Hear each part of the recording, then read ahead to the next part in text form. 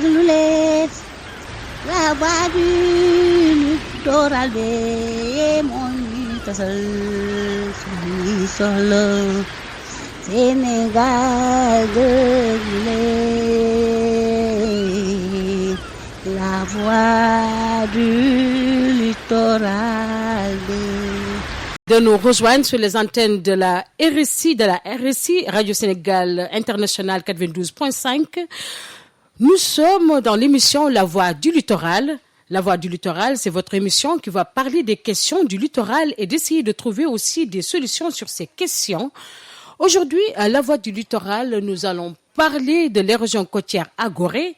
Et pour parler de l'érosion côtière à Gorée, nous recevons sur ce plateau Monsieur Abdoul Wahab Sow. Il est le responsable environnement à l'île de Gorée, mais aussi le point focal du WACA, parce que l'émission a été sponsorisée par le WACA, le programme de gestion du littoral ouest africain. Bonjour Monsieur Abdoul Wahab Sow. Bonjour Madame Samb. Merci d'être venu. Le plaisir est partagé.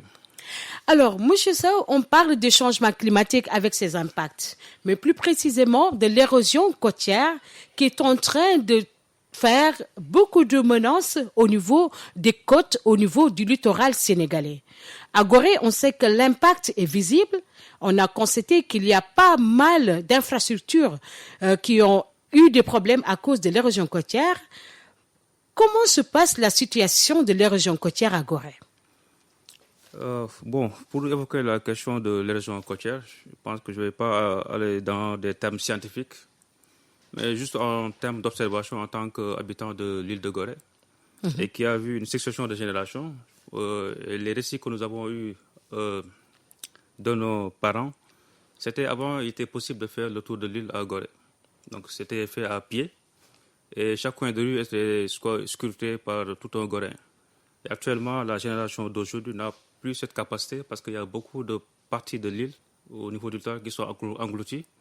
Et l'eau de mer commence à agresser en fait, le mur de protection qui a été érigé pour protéger l'île. Alors, quelles sont en général ces parties de l'île qui sont dégradées? Oui, c'est toujours en partant de ce constat-là. Moi-même qui vous parle actuellement, j'ai plus cette capacité de faire le tour de l'île à pied. Juste pour vous montrer donc l'ampleur des dégâts. Et en 2015, parce que ça c'est la période, en septembre, il y a de forts vents, des vents violents avec la pluie. Et le travail en fait, que les régions fait par les eaux de mer, qui commencent à engloutir certains pans de murs, sont accentués par ce phénomène-là. Et en 2015, une partie de la mosquée de Gorée est tombée. Sur l'initiative du curé de Gorée, parce qu'à Gorée, on a un parfait dialogue des religions, parce que ce soit chrétien et musulman, vient en parfaite harmonie. Il a pris l'initiative avec la communauté chrétienne pour pouvoir en fait, venir en secours. Et il a fallu mobiliser maintenant divers partenaires avec des fonds, ce qu'on peut les appeler les moyens de bord. Et chaque Goréen a pris un bout de terre, de pierre pour venir participer à la réfection de ce mur-là. Et actuellement, c'est possible depuis sur cette zone-là. Mais si rien n'était fait avec cette saison de pluie, le phénomène va s'accentuer. Parce qu'en parlant de l'accélération de ce phénomène d'érosion côtière à Gorée, on a constaté qu'il y a l'école Mariamaba également qui subit ces effets de l'érosion côtière à Gorée. Il y a également d'autres zones qui sont impactées par ces effets de l'érosion côtière. À vrai dire, c'est tous les édifices qui ont une portée patrimoniale qui sont affectés par l'érosion côtière. Donc si on part de la partie est et la partie ouest qui sont les zones les plus menacées, la partie est-ouest en partant de la mosquée jusqu'au fort d'Estre, l'actuel musée historique, tous les bâtiments érigés sur ce littoral-là, en fait, subissent l'effet de l'érosion côtière. Ce qu'on a au Gorée, c'est ce qu'on appelle l'effet on appelle l'effet renard. C'est quelque chose qui se fait de manière progressive parce que l'eau entre sur la partie basse et les enrichements sont faits avec des pierres basaltiques. Mais la jonction de ces pierres basaltiques sont faits avec de la chaux vive. Qui parle de chaux vive parle de propriété minérales, mais qui ont une durée de vie. Et ce qui se passe sur le littoral, ça se passe aussi sur la terre ferme. Récemment, avec ces pluies d'avant-hier, on a eu des bâtiments qui se sont effondrés, des murs de bâtiments. Parce que la matière qui permettait de faire la jonction de ces moellons-là et qui s'érige en protection, avec l'usure et le temps, ont perdu leur propriété. C'est-à-dire que même en dehors de la région côtière, rien que du vent pour commencer à désagréger ces édifices-là. Monsieur Abdou Wahab Sow, quelles sont les causes de cette érosion côtière à Gorée? Avant maintenant d'entamer les causes, on va aller sur les édifices. Parce que je parlais de tous les édifices qui sont érigés sur le littoral. Il y a déjà la mosquée qui menace de ruine. Il y a le palais du gouverneur, l'ancien palais du gouverneur Roux, qui est un bâtiment de portée historique. L'école Mariamaba. Il y a l'actuel, là où se trouve en fait l'hôtel de ville, l'administration municipale. Il y a le fort d'Estrée et tous les bâtiments qui s'étendent de la rue du gouvernement jusqu'à la pointe nord.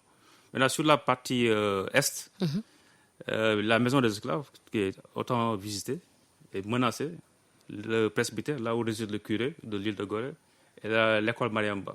La maison de l'amiral, en fait, tous ces édifices établis sur le littoral subissent ces effets des régions côtières. Maintenant, quelles sont les causes de cette érosion côtière? Les causes sont multiples. Donc, si on se fonde sur les études par rapport au niveau de la Banque mondiale, déjà, là, il y a l'effet des changements climatiques qui augmente, en fait, qui engendre l'élévation du niveau de la mer. Et les études qui ont été faites sur la vulnérabilité de l'île de Gorée face à l'élévation du niveau de la mer montre que la partie sud est moins affectée parce que c'est la partie qui est à 36 mètres d'altitude, qui est la partie haute de l'île, le Castel. Par contre, la partie nord, la pointe nord, qui s'étend jusqu'à Mariamba, sont les parties les plus basses de l'île. Donc, s'il y a l'élévation du niveau de la mer, et les hypothèses ont été faites, à partir de 1 mètre, toute cette partie du fond d'Estrée sont englouties par les eaux, les pontons, les quais qui servent de débarquement des visiteurs et des usagers de l'île, et toute la partie presbytère et les plages qui quand même font que l'île est assez fréquentée. Toutes ces zones-là seront englouties par la mer. Donc ça montre l'ampleur en fait de l'élévation. Maintenant, par rapport à la région côtière, les chiffres sont autour d'un recul de trait de côte entre 0,5 mètres et 2 mètres. Mais ça, c'est une moyenne. Mais si on applique la moyenne au niveau de Gorée, ce sera catastrophique parce que si on fait en fait le ratio par rapport au territoire de l'île qui est 17 hectares, par rapport aussi à l'ampleur de ce trait de côte, si on le rapporte à d'autres territoires qui sont beaucoup plus grands, on va dire que la situation de l'île est alarmante. Alors ce n'est même pas comparable. Ouais. On a constaté également que quand on parle de Gorée, on parle également du patrimoine immobilier. Quelles ont été les conséquences de cette érosion côtière à Gorée? Parce que quand on parle du patrimoine immobilier, il y a également la biodiversité qui est menacée. Ok, ce qui fait même le classement et le charme de l'île, c'est l'architecture de l'île. Et j'ai parlé tantôt d'édifices qui ont une portée historique. Malheureusement, on n'aura pas le temps de parler en fait chaque bâtiment à soi quoi ça a servi. Mais les conséquences aussi, on peut les trouver aussi sur la biodiversité parce que Gorée est une zone de reproduction. Parce que c'est tel que c'est constitué avec les moellons, les enrichements, c'est une zone d'habitat de la biodiversité. Et avec la dégradation de ces zones d'habitation, il y a une perte de biodiversité aussi qui est constatée. D'ailleurs, c'est pourquoi même l'île de Gorée a engagé depuis 2018 un processus qui a abouti à l'érection de l'île de Gorée en aire marine communautaire protégée depuis mai 2006, par un décret présidentiel. Et là, nous saluons aussi cette vision du président qui est prospective parce que cette zone-là est une concentration d'activités industrielles, d'activités de pêche. Et l'AMP est un outil de résilience. Nous sommes venus actuellement et l'érection de cette AMP va permettre en fait, de créer une cohabitation, mais dans l'objectif d'assurer la conservation de la biodiversité, mais aussi en fait, de rehausser le niveau de subsistance des populations locales. Donc vous voyez donc tout ce que cela engendre, les enjeux qui sont liés à ces problèmes des régions. Donc l'érection de l'AMP de Gorée, c'est surtout pour la protection des ressources halieutiques en général. Non, c'est une démarche globale qui permet déjà de lutter contre les pollutions. Parce que si les édifices ont été érigés et les matériaux subissent en fait des des agressions chimiques avec le rejet des eaux usées, des hydrocarbures et autres. Mais au fil du temps, si l'espérance de vie de ces édifices-là était de 50 ans, mais ces phénomènes-là peuvent accélérer en fait la dégradation de ces ouvrages. Donc c'est une démarche globale qui permet une cohabitation des activités, d'améliorer la qualité de vie des populations du littoral. Parce qu'il ne faut pas oublier aussi que la baie d'Anne était classée sur l'une des plus belles baies du monde. Après Rio de Janeiro. Mais actuellement, nous avons la baie la plus sale. Et on est aussi sur le continent, au niveau de la capitale et tout ça. Donc je pense que cette terre marine protégée vient à son heure et elle travaille aussi sur ces questions de résilience, de même pour la baie d'Anne, on parle du projet de réhabilitation de la baie d'Anne, de dépollution également, qui va protéger davantage la baie d'Anne. Oui.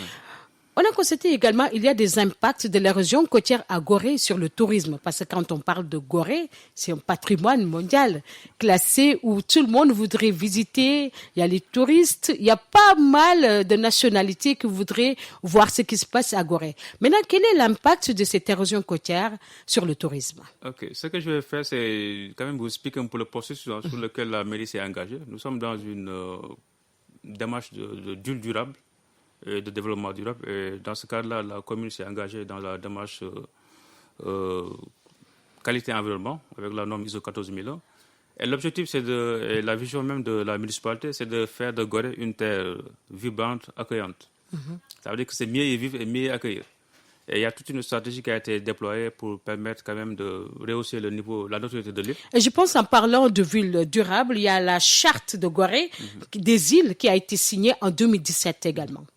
Oui, c'est ça, c'est justement ce que je dis. Il y a beaucoup d'efforts qui ont été consentis et dans ce cadre-là, l'île de Gorée a signé la charte des îles durables à Porquerolles, c'est en France, c'est une île française et qui ont les mêmes problématiques parce que quand on regarde quand même les îles au niveau du monde, ils ont les mêmes problématiques.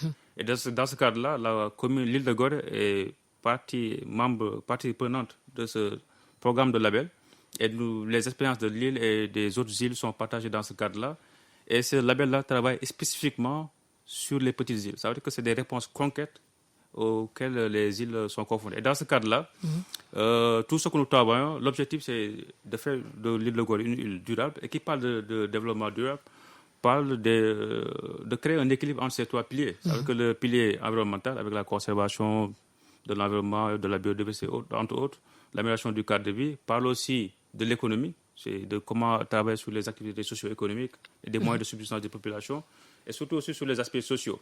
Et récemment même à Durban, on avait intégré l'aspect culturel aussi sur les aspects du développement durable, et du moins pour permettre aussi l'acceptation des populations. Et dans ce cadre-là, beaucoup d'activités ont été faites pour améliorer le cadre de vie. Et actuellement, l'île de Gorée est envahie par les touristes. Parce qu'on a une succession de périodes. Il y a une période où c'est des touristes qui sont intéressés par les questions mémorielles, qui viennent pour découvrir l'île de Gorée, la maison d'esclaves et tout cet art de vivre goréen. Mais il y a aussi ceux qui sont intéressés par la qualité de vie, parce qu'il y a des aménagements paysagers, un cadre de vie quand même qui est exceptionnel, et surtout aussi la sécurité. Chacun a ses préoccupations et ses priorités. Et là, on est envoyé par des visiteurs qui nous viennent avec beaucoup de déchets, mais malheureusement, qui les laissent sur l'île. On n'a pas assez d'espace de moyens pour les... Je pense qu'on va revenir avec le péril plastique, la campagne qui est en train d'être menée même à Gorée pour lutter contre le péril plastique. Je rappelle que vous êtes en train de suivre votre émission La Voix du Littoral sur la RSI 92.5. Le thème, c'est la région côtière à Gorée et l'intervention du projet WACA au niveau même de Gorée. Maintenant, en parlant de ce projet, le projet WACA, nous avons constaté qu'il y a des initiatives qui sont en train d'être menées à Gorée. Quelles sont ces initiatives? Et il y a aussi un diagnostic qui a été élaboré également par le projet WACA. En quoi consiste ce diagnostic et quels sont ses résultats? Bon, moi, je salue même la démarche du projet WACA parce qu'en tant que point focal, je n'étais pas assez imprégné sur ces questions d'érosion.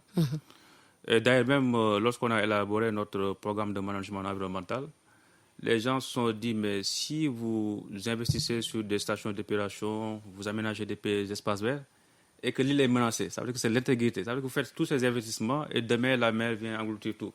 Qu'est-ce que vous allez faire? C'est même à ce moment qu'on a rectifié avec la charte des îles durables, avec le comité insulaire qui regroupe l'ensemble des parties prenantes et le comité de gestion aussi qui a été mis en place pour élaborer le plan de gestion avec l'UNESCO, de travailler sur ces questions en fait de préservation de l'intégrité et de l'identité territoriale, qui est quelque chose que les Goréens ne badinent même pas avec. Et dans ce cadre-là, le projet, on va dire que le projet Waka est venu à son heure, parce que le projet a permis quand même de renforcer déjà la capacité des populations. Et il y a toute une démarche qui a été mise en amont. C'est-à-dire qu'il y a des études qui ont été mises en amont. Et même dans le cadre de ces études-là, ils sont approchés de la mairie pour même voir la composition en fait, de ces études, en fait, du comité qui doit faire l'étude. Parce que d'habitude, on fait des études sans tenir en compte les aspects patrimoniaux, les spécificités des petits îles et tout ça. Mais la commune a été partie prenante. Et on a constaté également l'implication des populations. Oui, et surtout aussi le conseil municipal, l'ensemble des élus qui ont des espèces de part et d'autre, qui ont contribué à les orienter sur la composition. Et ils ont même pris exceptionnellement un architecte qui est spécialisé sur les questions de patrimoine, justement pour les infrastructures qui vont être mises sur l'île, soit des infrastructures en fait, qui correspondent aux exigences de conservation du patrimoine. Alors, en parlant d'exigences de conservation du patrimoine, quelle a été l'initiative du Waka par rapport au diagnostic qui a été déjà fait? C'est comme je l'ai dit, il y a déjà l'intégration en amont de toutes ces expertises pour pouvoir amener des réponses appropriées aux solutions techniques. Le résultat du diagnostic, les résultats. Et les résultats du diagnostic ont monté parce qu'il y a eu quand même au préalable beaucoup d'études, mais on n'est pas allé à un niveau assez poussé pour vraiment travailler sur plusieurs paramètres et sur plusieurs aussi variantes pour voir la solution la plus en fait appropriée à l'île. Donc le diagnostic a permis déjà de monter en fait l'ampleur des dégâts sur le littoral et les risques aussi qui vont découler si rien n'est fait. Après cela, maintenant, ils ont proposé des solutions physiques de protection du littoral avec un système sur 1,3 km. Ça veut dire que les deux parties que je viens d'indiquer, le littoral est et ouest, vont être en fait protégées avec un mur de soutènement, c'est une brise-lame. Et un système de protection côtière qui va s'étendre sur 5 mètres. Ça veut dire que dans le cadre de ce projet-là, on va gagner 5 mètres en mer. Et il y aura un système aussi d'amortisseur avec des crêtes qui vont être mis enfouies. Et ça va permettre de diminuer l'intensité des vagues sur les murs de protection. Donc ça va permettre de gagner une partie sur le littoral. Et là même, ça commence à pousser la commune même de l'île de Gorée à travailler sur des stratégies de valoriser ce littoral. Parce que c'est une partie qu'on gagne en mer. Au lieu de perdre maintenant, on gagne une partie en mer et c'est une partie très importante. Donc il y a possibilité de faire des aménagements paysagers, des petits commerces et même un parcours sportif. Et tout ça, ça va rendre Antwerp beaucoup plus attractif au niveau de Gorée. Mais il faut rappeler aussi que ça va aussi permettre d'aménager les zones d'habitat de la biodiversité. Parce que, comme je l'ai dit, Gorée est une zone de production et tous ces travaux vont conclure à créer cet écosystème-là autour du littoral. Des écosystèmes qui sont en train d'être mis par le projet Waka, des initiatives, des stratégies également visant à conserver le littoral de Gorée. Mais on a constaté également qu'il y a le diagnostic, au-delà du diagnostic, le programme Waka est en train de mettre en place des infrastructures que vous venez de citer. Au-delà de ces infrastructures, quelle a été l'implication même de la commune de Gorée par rapport à ce projet? Bon, moi, je suis une preuve de l'implication de la commune. Parce que je dis que j'ai beaucoup appris, même si on a aussi contribué. Et c'est un projet que le maire, quand même, tient à cœur. Parce que, comme on l'a dit, rien ne sert à faire des investissements si l'île est menacée. Maintenant, je vais revenir sur les propositions physiques. Parce qu'en dehors de ce projet de protection de zones côtières, le projet Waka, en fait, est un projet de résilience. Donc, il parle de résilience, parle de cette capacité à permettre aux populations locales, en fait, de saisir ces contraintes pour les transformer en opportunités. Est-ce qu'il y a un projet d'aménagement d'espaces verts qui a été prévu? C'est comme je l'ai dit tantôt, on est envoyé par des visiteurs, nos capacités d'accueil sont limitées, parce qu'on a des espaces qui sont nus, qui ne sont pas assez bien aménagés, à l'image de la place de l'esplanade des droits de l'homme, qui a été récemment aménagé et qui est un espace très attractif. Donc Waka va aussi accompagner la commune avec un projet d'aménagement paysager et cadre de vie pour faire les espaces nus de Gorée des lieux de vie, comme la place de la dignité humaine. Et dans ce cadre-là, au niveau de l'esplanade de la mosquée, il y a des aménagements paysagers qui sont prévus à ce niveau, à l'école Mariamba, sur la partie qui est affectée par les régions côtières et le quartier Mambar, il y aura des toilettes publiques qui vont être aménagées au niveau de ces zones-là avec des aménagements paysagers. Et la troisième partie, la place à aménager, c'est le renforcement du couvert végétal de la place de l'Europe. Donc, en dehors de cela, maintenant, Ouaka, compte tenu des contraintes liées au tourisme de Gorée avec le péril du plastique. Justement, c'est là où je voudrais en venir, parce qu'il y a aussi des projets structurants, comme le projet de lutte contre le péril plastique, parce qu'on sait que si on parle d'un espace public, c'est un espace où il y aura plusieurs visiteurs, et chacun peut apporter des choses à manger avec le plastique, où le Sénégal est en avance par rapport à la loi sur le plastique. Donc, quelles sont les stratégies mises en place par le Ouaka pour lutter contre ce péril plastique? Là, ça me donne aussi l'occasion toujours de saluer l'équipe, l'unité de gestion du projet Ouaka, qui ont une contribution quand même très importante. Parce qu'on nous avait en fait sollicité pour des projets socio-économiques, environnementaux. Et nous avions, compte tenu des fréquentations de l'île avec les problèmes que nous avons avec les déchets, ils ont sollicité dans ce cadre-là et nous leur avons proposé un projet de lutte contre le péril du plastique. Nous étions en train de traiter en fait, ce problématique sur l'angle juste environnemental, régler ces problèmes-là, mais nous avons dit que ce projet aussi peut être structuré et que ce projet puisse créer des emplois et apporter de la valeur ajoutée. Et dans ce cadre-là, il y a un projet qui est prévu. Non seulement c'est de lutter contre le plastique en amenant des sachets alternatifs qui sont biodégradables, mais surtout aussi d'inciter les visiteurs qu'ils contribuent à l'effort en fait, de gestion de l'île, en rentrant qu'ils puissent aussi conditionner leurs déchets et de rentrer avec. Ce qui fera qu'il y aura moins de déchets en fait, à traiter sur l'île. Parce que la démarche d'île durable, c'est qu'on a des petits territoires et comment travailler à être autonome de plus en plus et moins dépendant du continent. Et tout ce qu'on peut faire à partir de la prévention, que ce soit la diminution de la consommation en énergie, en eau, la diminution de la consommation en termes de déchets, tout ça, en fait, en amont, si on travaille à ce programme de réduction, nous allons avoir moins de déchets à traiter. Donc, alors, c'est régler plusieurs problèmes à la fois. Régler le problème des régions côtières avec les infrastructures côtières qui seront mises en place par le projet du Ouaka. Mais au-delà de ça, d'aménager les paysages, d'aménager également l'espace pour avoir un espace vert où les populations également pourront venir plus précisément avec les visiteurs et chacun y trouvera son compte. Il y a également, je rappelle d'abord que vous êtes en train de suivre votre émission La Voix du Littoral sur la 92.5 RSI Radio Sénégal International. Vous pouvez appeler sur le 33 849 12 45, poser des questions, une contribution par rapport à notre thématique, l'érosion côtière à Gorée et l'intervention du Ouaka dans cette zone. Alors, Monsieur Abdou Wahab Sow, nous avons constaté de plus en plus quand on parle de solutions, il y a également à chaque fois dans une zone où on inscrit un projet où il y a également l'adhésion des populations, mais tout le monde ne peut pas adhérer à un projet. Maintenant, quelle a été la démarche menée par la commune en collaboration avec le Ouaka pour l'implication des populations et comment également gérer les plaintes? Parce que quand on nous parle du projet du Ouaka à Gorée, il y a également quelque chose qui est prévu pour les MGP. Les mécanismes de gestion des plaintes. En quoi consiste ces MGP? Le mécanisme de gestion des plaintes est comme son nom l'indique, est un mécanisme qui permet en fait en phase pendant et après travaux, de pouvoir aussi tenir en compte les préoccupations des populations ou bien des situations anormales de fonctionnement ou bien des choses qui n'ont pas été prévues, entre autres. Mais je rappelle quand même qu'au niveau de la démarche de Ouaka, il y a eu une étude d'impact environnemental et social.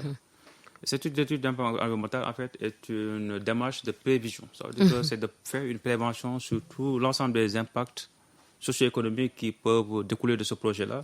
Et des actions ont été mises en place pour justement parer à ces éventualités. Maintenant, qui parle de plan de prévention aussi va parler de plan de prévision. C'est-à-dire que si on anticipe pour en fait réduire les conséquences d'un projet ou bien les dégâts, mais c'est aussi de mettre en place aussi un mécanisme de prévision. C'est-à-dire que tout ce qu'on n'a pas pu tenir en compte, ou bien des choses imprévisibles, c'est de mettre aussi un mécanisme qui permet de tenir ça en compte. Et dans ce cadre-là, il y a eu un mécanisme de gestion des plaintes qui regroupe... Et ce mécanisme, il y a un niveau local. Et au niveau local, il y a le curé, l'imam, Et l'ensemble des parties prenantes qui travaillent, c'est au niveau institutionnel autour de ce projet-là. Et il y a une formation qui a été mise en place et des fiches de plainte. Ça veut dire que toute personne, pendant et après travaux, a eu des conséquences a eu des événements ou bien des dégâts qui sont causés par les travaux. À partir de ce mécanisme-là, il pourra émettre une plainte. Et il y a un mécanisme qui est mis en place et justement pour traiter cette plainte-là, jusqu'à la satisfaction en fait du plaignant. Quel est ce mécanisme? Donc le mécanisme, c'est d'abord il y a un comité local de gestion des plaintes, c'est-à-dire que c'est au niveau local. Il y a aussi un comité départemental et il y a des plaintes qui peuvent être traitées au niveau local. À ce moment, dès que la personne émet une plainte, c'est reçu, il y a une réponse et la commission se réunit pour voir en fait la mesure appropriée. Et ça va se faire de manière en fait conciliante, parce que même la personne qui vient se plaindre, si on l'explique en fait les effets, et il y a une compensation entre autres, ou bien ça peut aussi ne pas concerner le projet, va discuter avec déjà la plaignante pour trouver des solutions. Donc c'est une démarche proactive et c'est une co-construction. Ça veut dire que tout le monde est partie prenante. Et le mécanisme vient rapprocher davantage la population au projet. Alors, je rappelle que vous êtes en train... Je veux aussi rappeler que quand même, nous travaillons dans une démarche préventive. Et post-travaux, il y aura tout un travail de communication, d'information, de sensibilisation pour anticiper sur l'ensemble des probabilités en termes de dégâts, entre autres.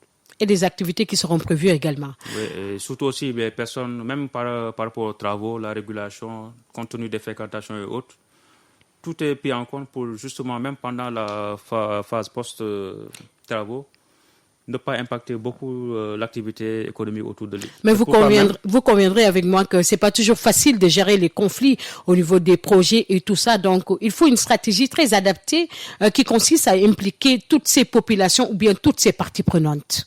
Moi, je pense qu'à ce niveau, il y a quand même toute une dynamique qui est mise en place. Après aussi, il faut quand même dire que quand même la population goréenne, qui est une population insulaire, on les appelle les peuples de l'eau, ne sont pas dans des démarches de contradiction entre autres. C'est des gens assez conscientisés sur les questions environnementales, socio-économiques et qui connaissent les enjeux. Et je suis sûr qu'ils vont s'ériger en acteurs au lieu d'être là, entre autres, à amener, parce qu'on n'a pas connu ça. Et puis le projet, c'est pour leur avantage, parce que quand on parle de conservation de la biodiversité, on parle de protection du littoral de Gorée, c'est par rapport aux relances des activités économiques. Ce qui est sûr, c'est qu'après le projet Waka, si les conditions de vie des populations ne changent pas, ça veut dire que le projet a échoué. Donc tout a été mis en place en dehors de ces aspects de sécurisation de l'île, entre autres, mais qu'après le projet, que les conditions de vie des Goréens changent et des visiteurs.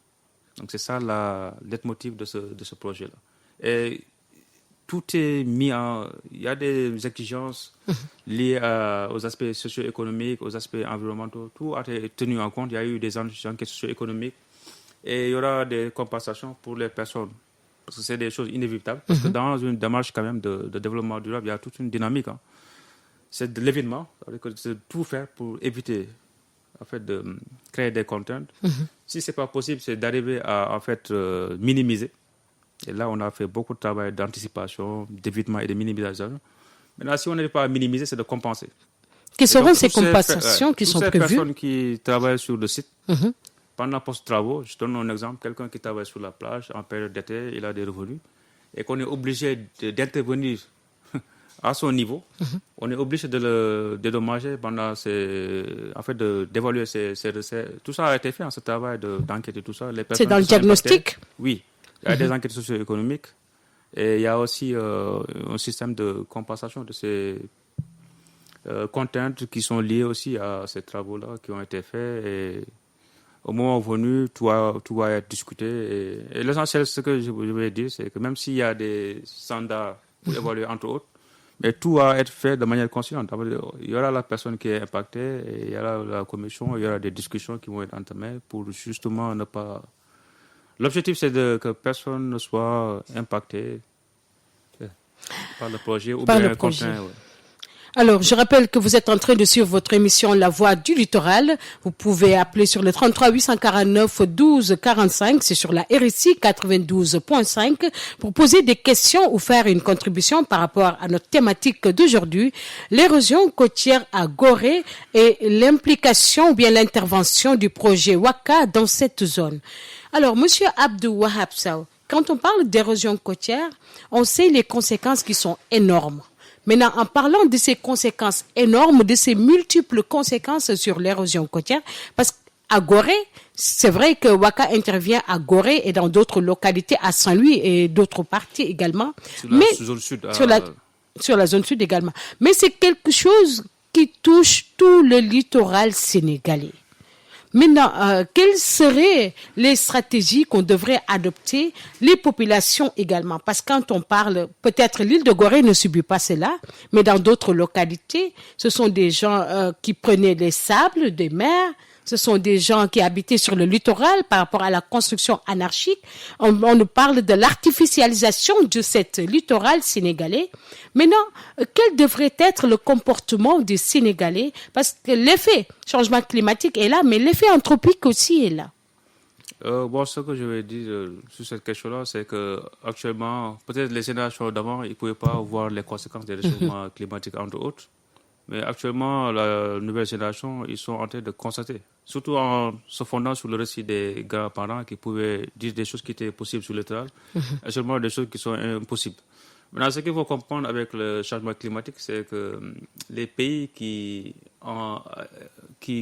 font des activités, qui ont des émissions à effet de serre, qui contribuent à l'élévation du niveau de la mer, sont beaucoup plus les pays qui dépendent de l'énergie fossile ou bien les pays les plus donc la contribution des Africains par rapport à ces réchauffements-là est très minime. Mais malheureusement, c'est nous qui subissons les conséquences. Donc ce qu'il y a, c'est en se fondant sur les objectifs du développement durable, il y a aussi ce travail le dernier en fait objectif du développement durable qui parle en fait d'entraide entre les communautés. Et ça parle au niveau institutionnel. Donc, il faut qu'il y ait ce travail de compensation, mais surtout aussi d'accompagner les populations à travers des renforcements de capacité sur des solutions souples de résilience qui vont permettre déjà de maintenir les activités autour du littoral et surtout aussi d'apporter des réponses efficaces à travers la sensibilisation, le changement de comportement, entre autres. Mais tout ça, ça demande que les usagers du littoral soient assez conscientisés sur ces questions de réchauffement climatique, de conservation de la biodiversité et d'amélioration de cadre de vie. Parce qu'il y va de leur survie. Parce que quand on parle de la protection du littoral, on a vu à Gorée qu'il y a des espaces qu'on va perdre bientôt si on ne fait pas beaucoup d'activités par rapport à la préservation de ce littoral. Mais heureusement, le projet Waka est là par rapport à la structuration, par rapport à la stratégie qui a été mise en place pour les infrastructures côtières. Maintenant, c'est bien beau de construire, d'aider les populations. Mais il y a également un programme de suivi qui doit être établi. Est-ce que vous avez prévu le suivi par rapport à ces infrastructures, par rapport au maintien de ces infrastructures? Parce que c'est vrai que le programme Waka est là, mais il y a également la part des populations de Gorée pour la préservation de ces infrastructures.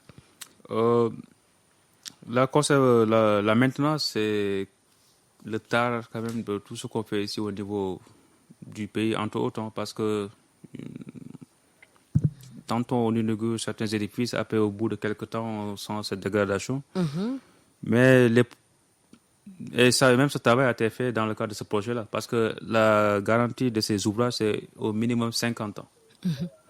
Mais j'ai dit qu'il y a cet outil de résilience qui a été mis en place, qui est l'AMP, qui va travailler sur les paramètres physico-chimiques de ces eaux-là, sur l'amélioration. Alors, on va prendre la personne qui est sur la ligne, et juste pour revenir. Radio Sénégal International, bonjour. Bonjour, Radio Sénégal International. Allô? Alors, il va revenir. Allez-y, M. Abdou Wahab. Oui, je parlais tantôt des aspects liés à la maintenance et cet AMP qui était un outil de résilience. Mais en dehors de ça aussi, au niveau des études, les ouvrages proposés ont une durée de vie de 50 ans. C'est-à-dire que d'ici 50 ans, on n'a pas trop de crainte parce qu'il y a tout un travail qui a été fait en amont pour justement faire des ouvrages quand même qui puissent tenir. Mais en dehors de cela aussi, il y a les services techniques de la commune. Parce que je donne un petit exemple. D'habitude, c'est comme je l'ai dit tantôt, c'est les régions par effet rénal. Ça veut dire que c'est quelque chose de très progressif. On ne veut pas d'un seul coup perdre un point de vue. Alors, on va prendre juste l'auditeur qui est en ligne. Radio Sénégal International, bonjour.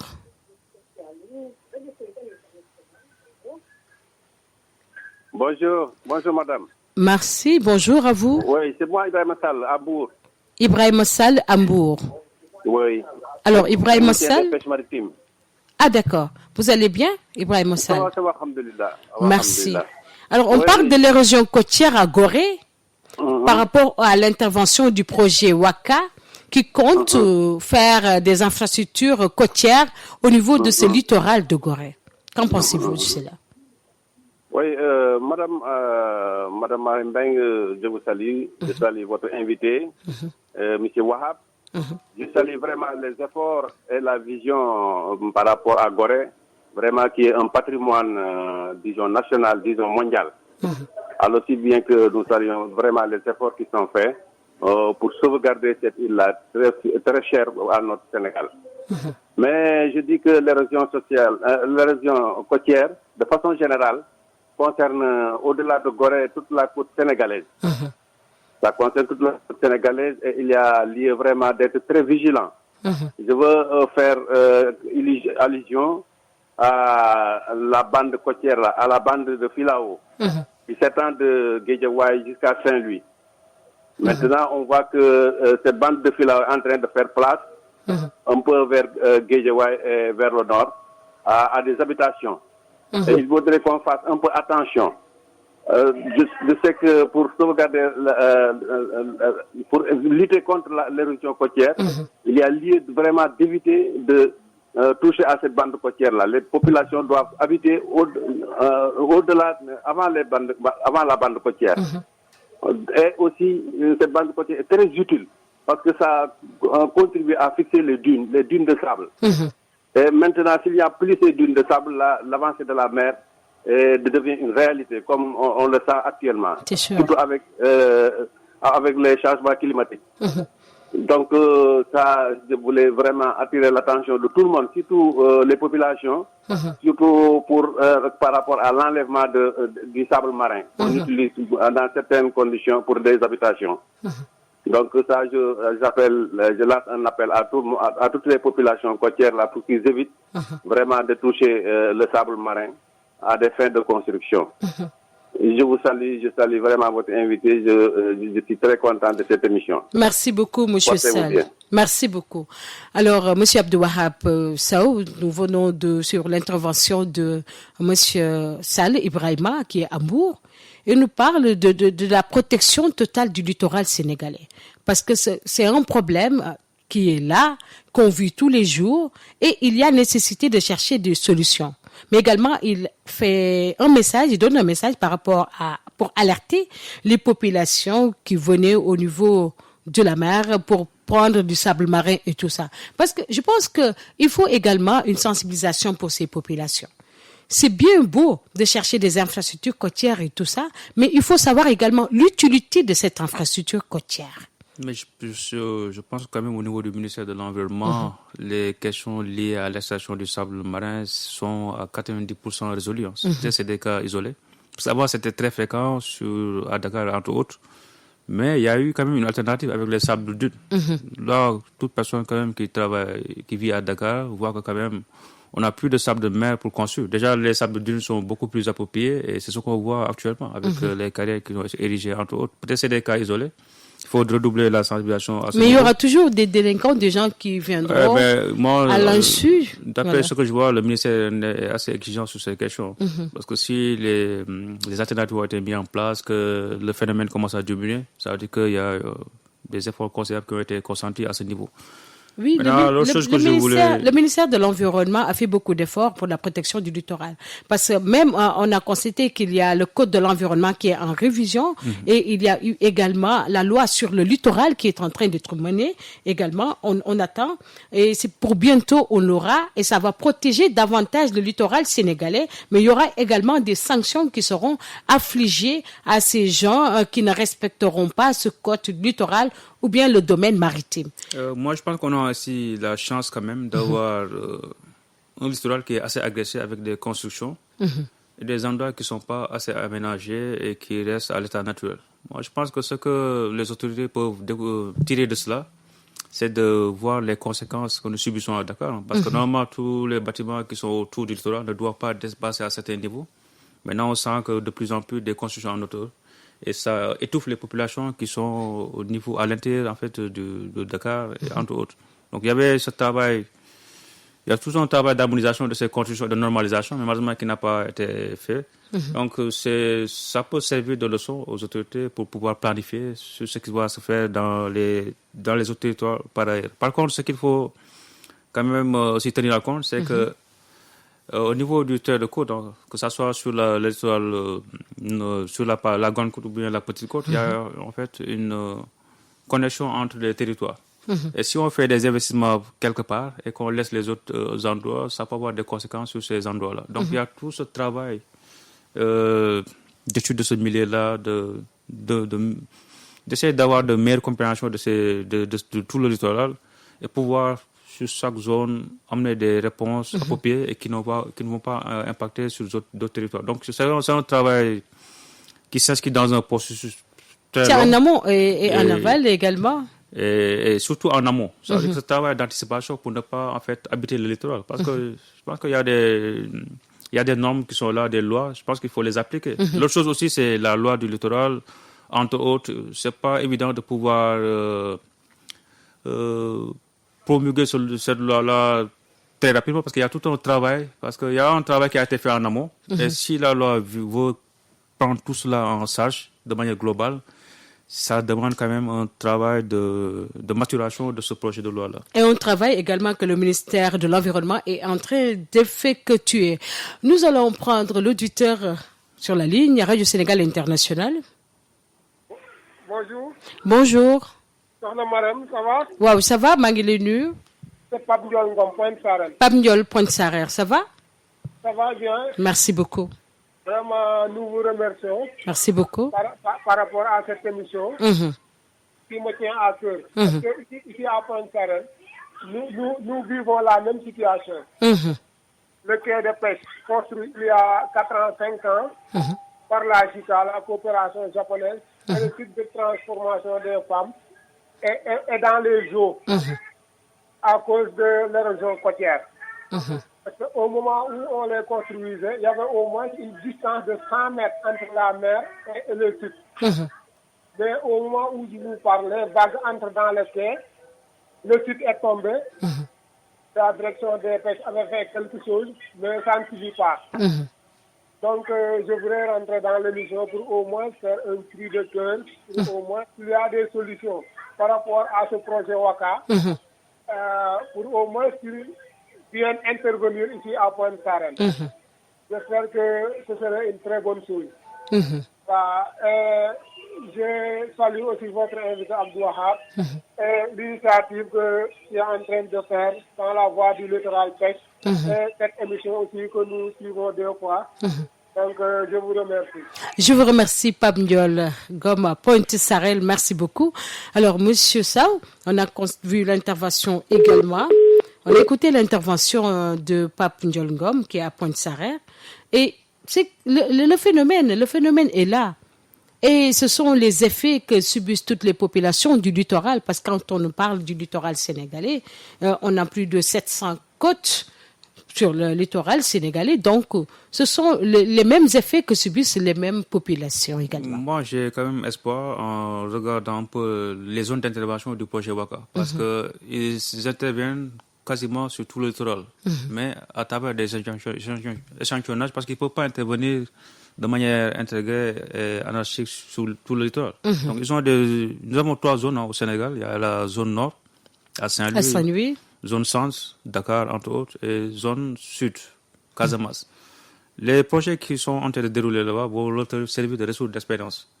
Tous les manquements ou bien les imprévus ou bien entre autres les déficits qu'ils vont connaître, c'est des leçons qu'ils vont tirer pour justement mieux se déployer sur l'ensemble du territoire. Et si on le fait de manière progressive, on va à terme arriver à des solutions simples, moins coûteuses, et les retours d'expérience qu'on va tirer vont être très bénéfiques pour les autres territoires.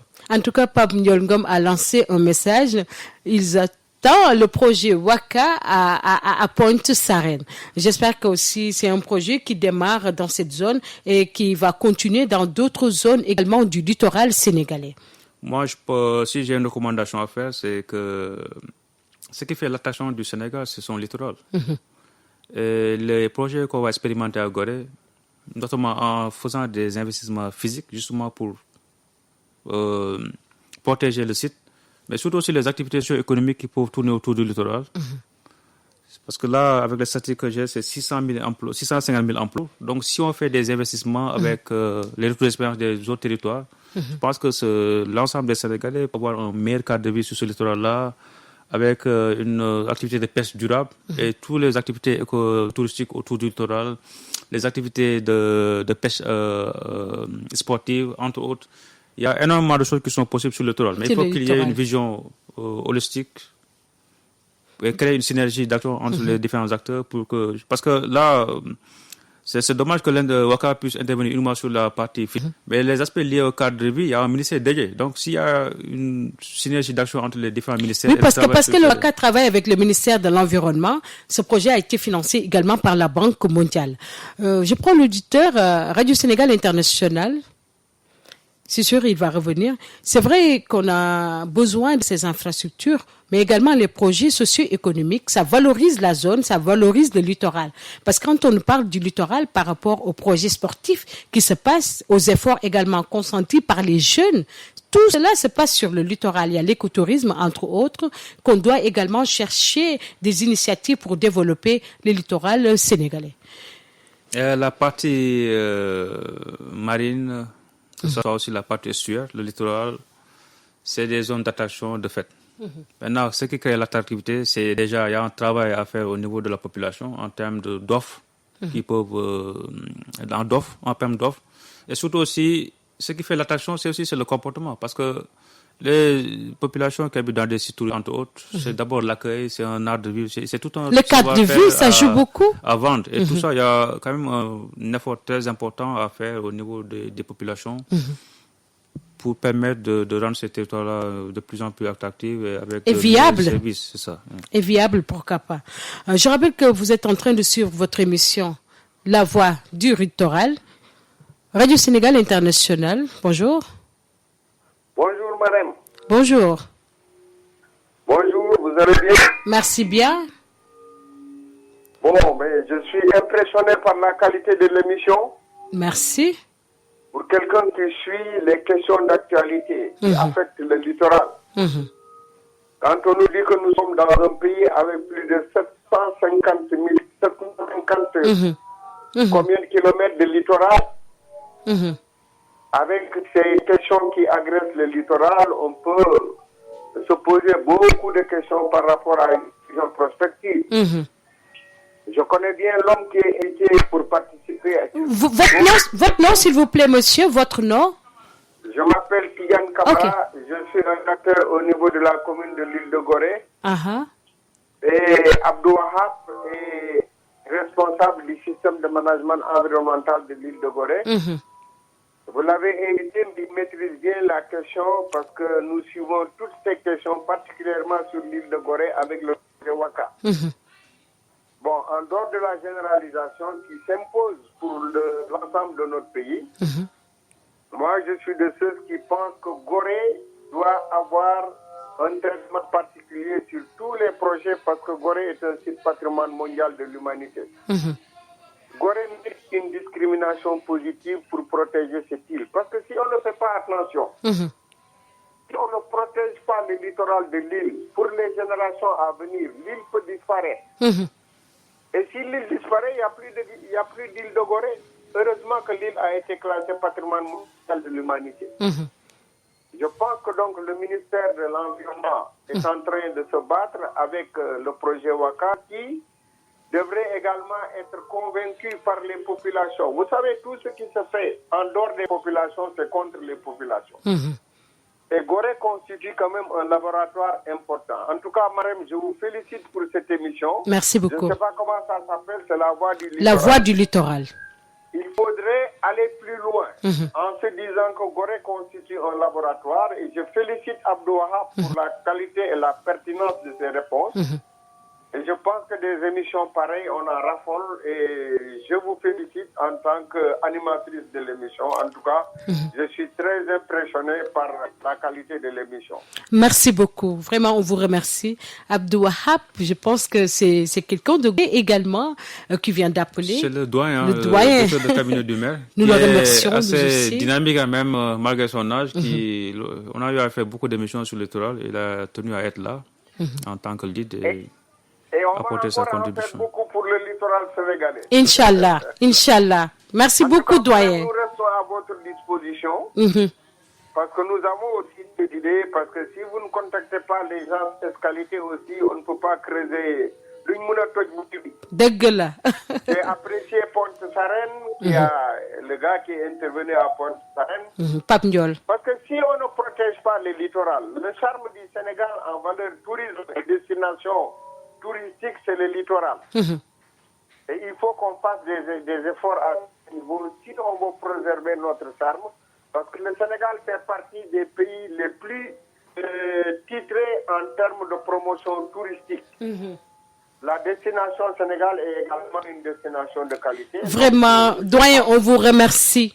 Merci aussi pour la qualité de votre intervention. Merci beaucoup. Abdou Wahab, nous sommes en termes de l'émission. Votre mot de la fin? Ça passe vite en une heure de temps. En fait, oui, ça passe je vais juste quand même faire une petite interpellation au niveau du ministère de la Culture qui s'occupe du patrimoine. Parce que les mêmes matériaux qui ont été utilisés pour construire les murs de protection du littoral, c'est ces mêmes matériaux qui ont été utilisés pour la construction de ces bâtiments.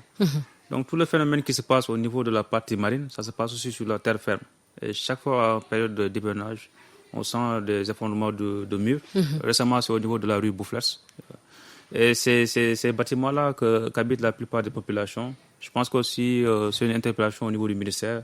Et il y a même récemment une instruction du président de la République pour recenser ces bâtiments-là. Et justement aussi pour améliorer le cadre de vie des Goréens en réhabilitant ces bâtiments et pouvoir offrir un meilleur cadre de vie aux Goréens. Et pour tout ça, on a besoin de la protection du littoral. Merci, monsieur Abdou Wahab Sow. Vous êtes le point focal du projet WACA au niveau de Gorée, mais également le responsable de l'environnement au niveau de l'île de Gorée. Je vous remercie, monsieur Abdou Wahab Sow. Merci à vous également.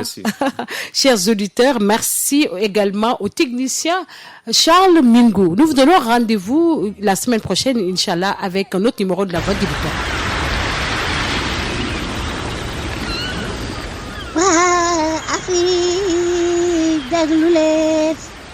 La Voix du Littoral